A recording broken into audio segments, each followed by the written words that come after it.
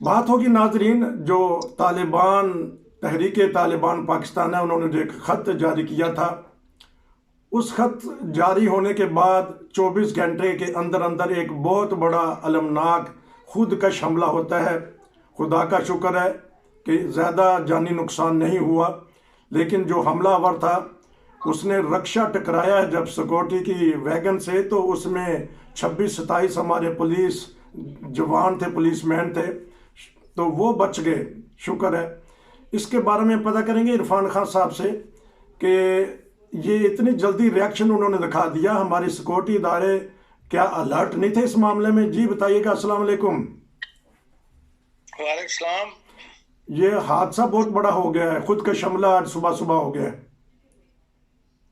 देखिए, उन्होंने बहरल जब एक तालिबान वालों ने एक लेटर जारी किया था जिसकी हर जगह में धूम पड़ गई थी शाम तक, जी टीवी पर भी और अखबारों में भी, तो जाहिर है उन्होंने कोई ना कोई एक्शन तो कहीं शो करना था कि हाँ हम जिंदा हैं और हम अपनी जो कार्रवाई है उसके लिए तैयार हैं।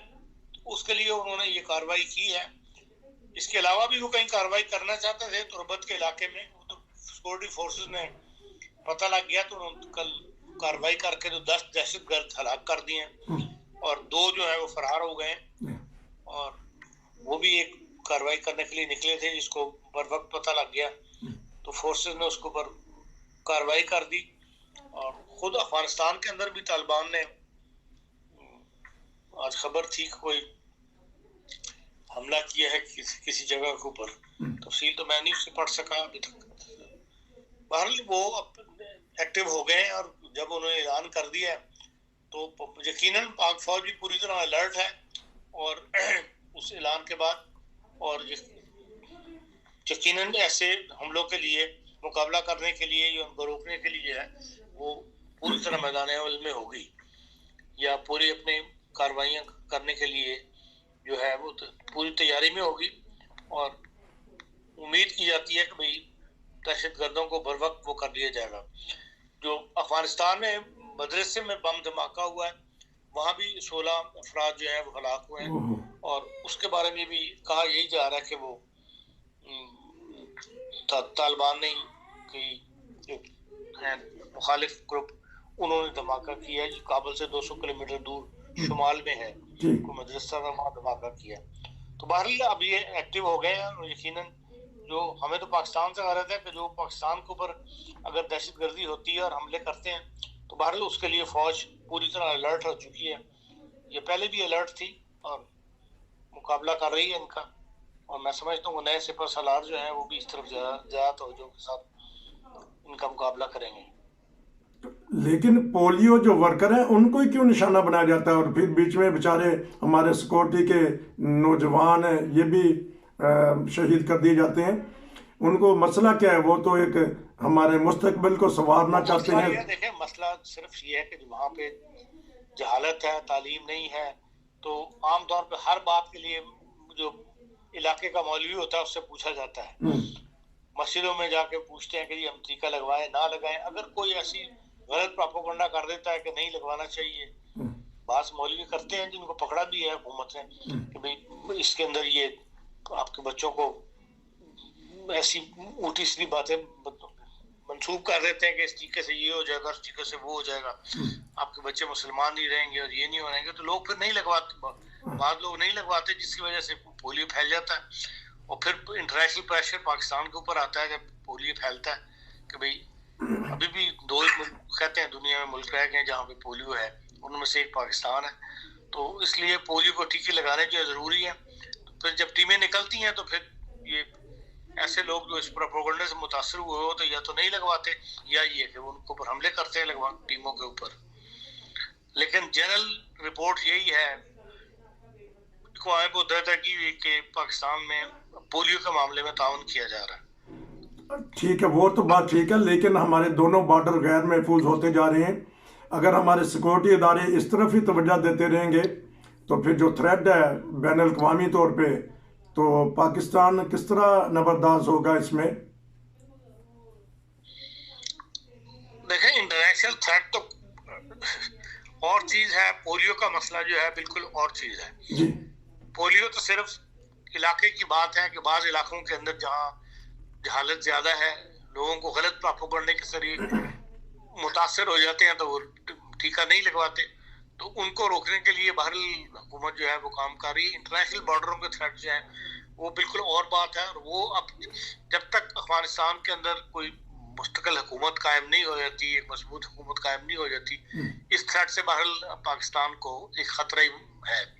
और जहां तक जब तक पाकिस्तान के पंजाबी तालिबान या पाकिस्तान के तालिबान जो है वो अफगानिस्तान में पनाह लिए रखेंगे, उस वक्त तक हम हमारे बॉर्डर जो है वो गैर महफूज रहेंगे। इसलिए वजीरिस्तान वगैरह के अंदर अभी तक अमन जो है वो नहीं आ रहा और फौज को अलर्ट होके वहां रहना पड़ रहा है, जनूबी वजीरिस्तान में भी और शुमाली वजीरिस्तान में भी। और इसके लिए बहरहाल हिना रब्बानी घर गई ज़ाहिर है कि वहाँ तो यही मेन मौजू है, इसी के ऊपर वो कोशिश कर रही हूँ कि भाई किसी तरह तालिबान को पाकिस्तान के हवाले कर दे अफगानिस्तान, या ये है कि भाई उनको उनके साथ किसी मुआहदे के ऊपर पहुंच जाए, जो मुआहदा जिसके लिए अब तक वो किया हुआ था, जैसे कहते हैं आपस में एक मुआहदे के तहत एक जंगबंदी की हुई थी, वो जंगबंदी को खत्म हुई है, तो हो सकता है कि नई जंगबंदी करवाने के लिए उन्होंने ये दौरा किया हो। बहरहाल हालात तो पाकिस्तान के लिए मखदूश ही हैं और पाक फौज के लिए हर वक्त चैलेंजेस मौजूद हैं, और उससे नबरू आजमा होने के लिए जो फौज वो भी अलर्ट है। अच्छा, तो एक बात की बता देते कि टीके से मुराद जो खान साहब का है वो कतरे हैं, पोलियो के कतरे, क्योंकि बाद दफ़ा लोग कमेंट्स कर देते हैं कि ये टीका कौन सा है, लेकिन पोलियो के कतरे के बहरहाल निशानदही है उनकी। ठीक है, असल में पोलियो के कतरे हैं जिसको नहीं टीका लगाया जाता है कि पोलियो के कतरे बनाए जाते हैं। ठीक, मैं असल मुराद तो ये पोलियो के कतरे से ही है, क्योंकि हमारा तबसरा खास तौर पे आपका तबसरा बड़ा गौर से लोग सुनते हैं और उसके ऊपर कमेंट्स कर देते हैं। अच्छा, ये बताइएगा कि इमरान खान ने ये जो दावा किया कि मैं असम्बलियाँ तोड़ दूंगा, 2-3 दिन हो गए हैं, तो क्या देख रहे हैं आने वाला सियासी हालात पाकिस्तान में?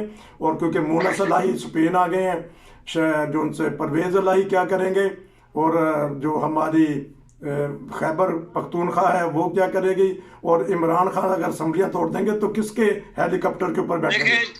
मेरी अपनी फीलिंग ये है कि जब तक क्रिकेट टीम पाकिस्तान में है उस वक्त तक इमरान खान साहब कुछ नहीं करेंगे। अच्छा, उस वक्त तक मामलात को लटकाएंगे, और इसीलिए उन्होंने कहा जाता है कि भाई जरदारी साहब से भी को भी पैगाम भिजवाया है कि अगर आप कुछ बातें मेरी मान लें तो मैं असम्बलियाँ तोड़ने की जो हुक्म जो मैंने इंडिया दिया है मैं उससे वापस ले लेता हूँ, और हम असम्बलियाँ नहीं तोड़ते, गुफ्तगू शुरू कर देते हैं। और कुछ यकीन दहानी मांगी है उन्होंने कि भाई आप अगर रमजान के बाद जो है इलेक्शन करवाने पे तैयार हो जाए तो फिर हम असम्बलियाँ नहीं तोड़ते, हम अपनी असम्बलियों में आ जाएंगे, और इन पे जो बातें हैं मतलब जो पॉइंट्स हैं उन पे बातचीत शुरू की जा सकती है। तो मेरी अपनी रीडिंग यही है कि इमरान खान साहब असम्बलियाँ नहीं तोड़ेंगे, मैंने पहले भी आपके प्रोग्राम में बात की थी। और तो जब तक पाकिस्तान की क्रिकेट टीम इंग्लैंड की क्रिकेट टीम यहाँ है उस वक्त तक तो आज देख लें पिंडी का धरना, अब यही कहा जा रहा है, जो बात सामने आई है कि इस्लामाबाद में वो पिंडी से इस्लामाबाद इसलिए नहीं गए कि वहाँ पे पिंडी का टेस्ट शुरू होना था, और उस टेस्ट की वजह से उन्होंने यकीन दहानी करवा दी कि नहीं हम वापस आ रहे हैं, हम धरना नहीं दे रहे।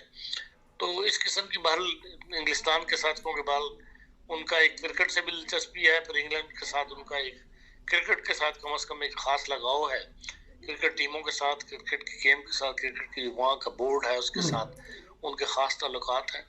तो बहरहाल इसी तरह वो टाइम गेन करेंगे और उम्मीद यही है कि असम्बलियाँ नहीं टूटेंगी। असम्बलियाँ नहीं टूटेंगी क्योंकि आपकी नज़र बैन अल-अक़वामी सतह पे भी होती है।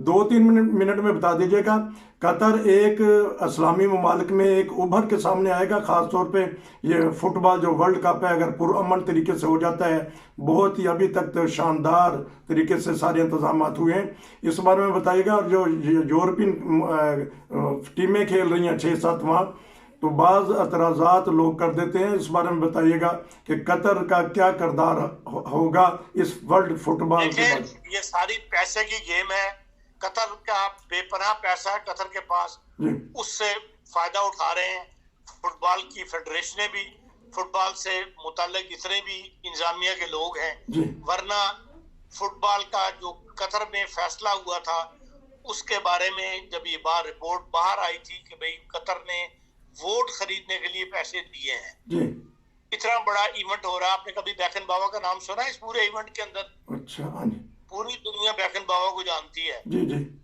या पुराना जितने भी बैकन बाबा के साथी थे जो उस वक्त मेंबर थे, जिन्होंने कतर को वोट डाला कि कतर के अंदर फुटबॉल होना चाहिए, जी इसलिए कि बड़ी बड़ी जो फुटबॉल के क्लब हैं, अमेरिका में क्या, स्पेन में क्या, और यूनाइटेड मैनचेस्टर क्या, ये सारे कतर ने पैसे की बिना पे खरीदे हुए हैं। अच्छा, और उसी बिना पे इसने पैसे देके तो ये वर्ल्ड कप अपने पास करवाया।